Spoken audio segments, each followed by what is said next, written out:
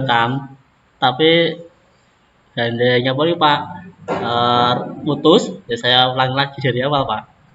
Oh, nggak disambung, nggak bisa. Ya. Disambung nggak bisa yang tadi. Waduh, tidak bisa ya Pak. Ya.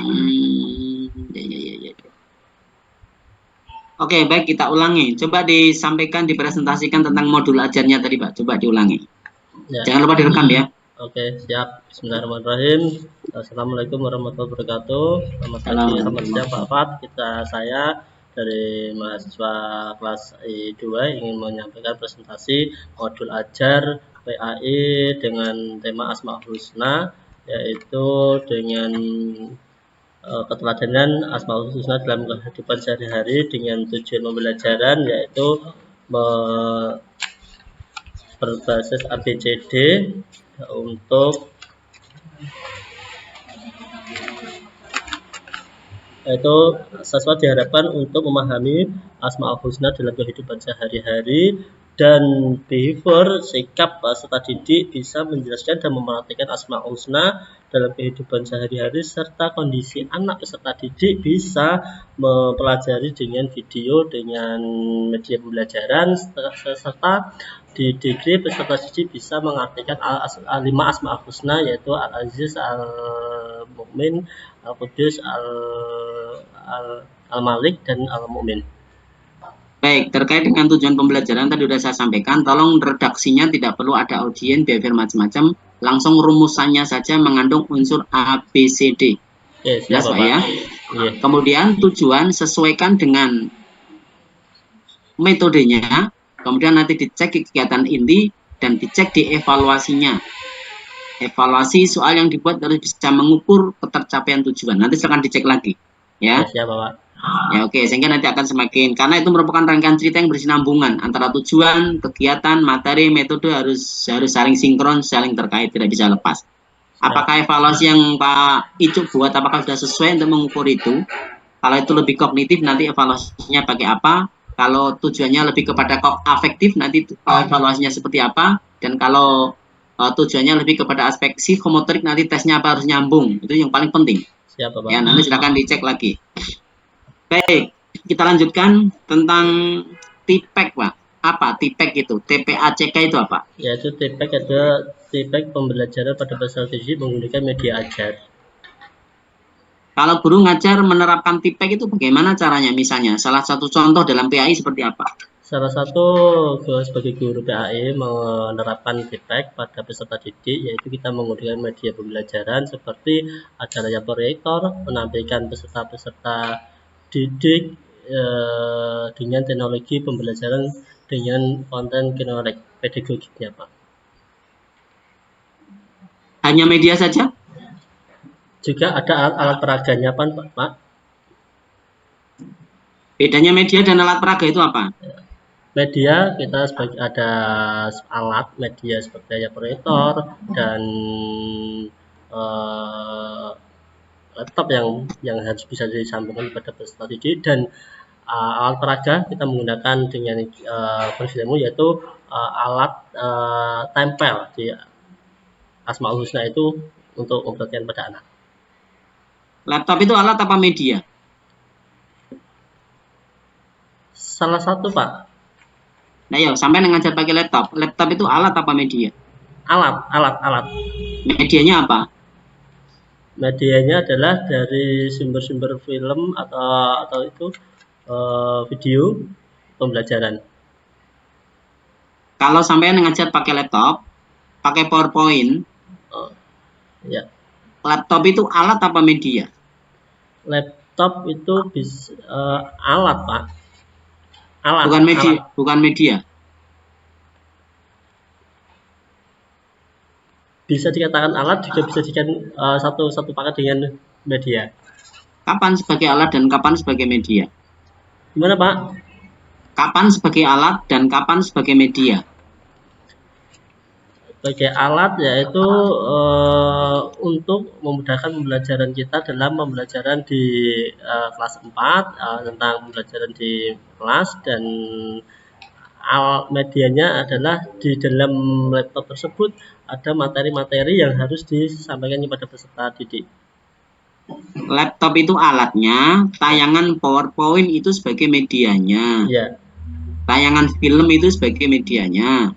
ya, Laptop itu alatnya gitu. ya, Papan tulis itu alat ya, gitu. Jadi kalau media itu ada pesan-pesan edukasi di dalamnya, tapi kalau alat itu tidak mengandung pesan edukasi di dalamnya. ya. Ya, Ya, Pak. jadi TIPEK itu bagaimana seorang guru menggunakan TI, teknologi informasi di dalam pembelajaran, baik sebagai media maupun untuk memperluas sumber belajar, ya, maupun Ya. media pembelajaran. Nah, jadi bisa media, bisa materi, itu bisa masuk juga di situ, tidak cuma sebagai media pembelajaran. Content knowledge, bagaimana seorang guru mengajar juga mengeksplor sumber di internet atau di perangkat TI itu, sehingga semakin kaya pembelajarannya. Gitu. Kalau bedanya PBL dan PBJL apa? PBL dan perbedaan dengan PBJL, PBL adalah pada peserta didik, yaitu yang ada di masalah yang di sekitar tetangga, wilayah sekitar masyarakat. Dan PJBL adalah materi adalah PBJL adalah suatu masalah, rumusan masalah yang ada di dalam kelas, yang ada tindak lanjut aksi nyatanya. Kalau ngajar pakai PBJL, contoh di PAI seperti apa? PBJL di PAI seperti kasus yang kita lihat di tengah-tengah anak sekolah, yaitu kurangnya minat belajar, Bapak. Kadang dengan dipengaruhi dengan gaya yang sangat modern, yaitu dengan era digital. Jadi minat baca anak berkurang. Kemarin waktu PBJL, waktu Bapak Ibu meresum pendalaman kan suruh bikin PBJL. Bagaimana seorang guru, seorang anak diminta mengidentifikasi problem real di masyarakat terkait dengan materi ajar. Ingat, problem real di masyarakat terkait dengan materi ajar. Nah, bagaimana seorang guru dan siswa itu dipandang sebagai proyek untuk menyelesaikan masalah itu bagaimana? Contoh kasus pembelajaran zakat. Ada nggak problem di masyarakat seputar zakat? Ada nggak distribusi zakat yang belum tepat? Ada nggak orang yang belum membayar zakat? Misalnya, anak-anak sudah tahu siapa itu asnaf belum? Ada ghorim, ada ibnu sabil, ada sabilillah, ada fakir, ada miskin. Nah, itu dijadikan proyek sehingga nanti belajar bersama-sama di masyarakat, di kelas, di masyarakat, di kelas begitu. Ya, coba nanti baca lagi Pak ya, PBL dan PBJL biar lebih mantap ya. Kemudian HOTS apa? Kalau HOTS apa? Pernah dengar HOTS? HOTS itu pernah dengar Pak, sering Bapak menyampaikan jika HOTS itu high order thinking skill. Apa itu? Yaitu sholat atau suatu pertanyaan yang ada narasinya, yang dimana anak itu harus memahami dari narasi tersebut. High order thinking itu apa? High order thinking itu? Yaitu menganalisis atau mengevaluasi atau membuat atau merancang menganalisis dari pertanyaan tersebut yang sangat panjang dari pertanyaan tersebut. Dan anak high order, high itu apa Pak? High itu? High tinggi. Tinggi. High order thinking berarti berpikir tinggi. Berpikir tinggi.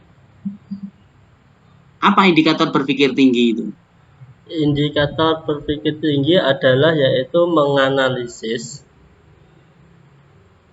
mengevaluasi atau merancang atau membandingkan, menyusun atau menguji atau mengeksplorasi dari tingkat soal dari HOT tersebut.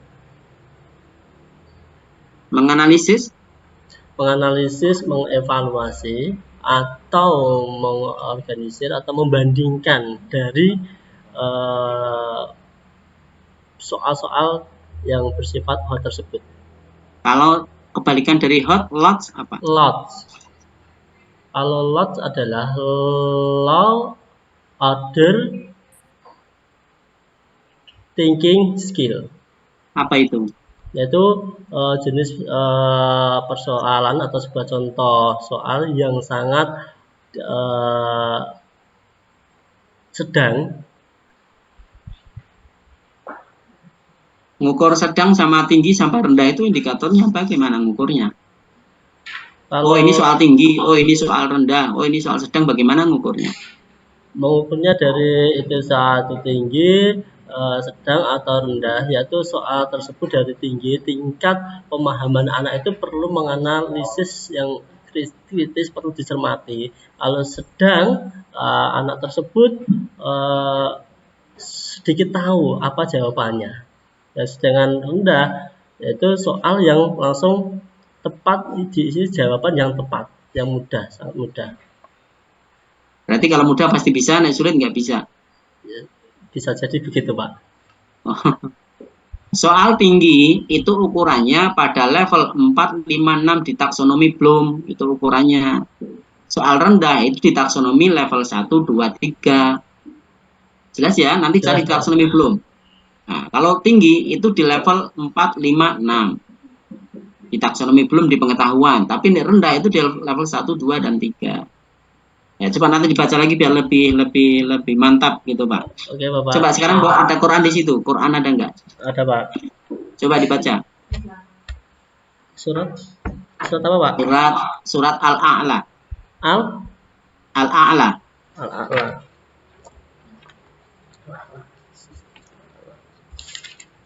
Sudah, Pak.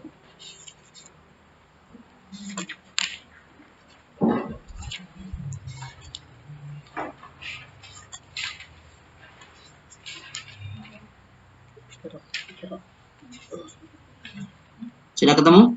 Sebentar, Pak. Belum, Pak. Hafal belum surat Al-A'la? Sebentar, Pak. Baru dicari nih, Pak.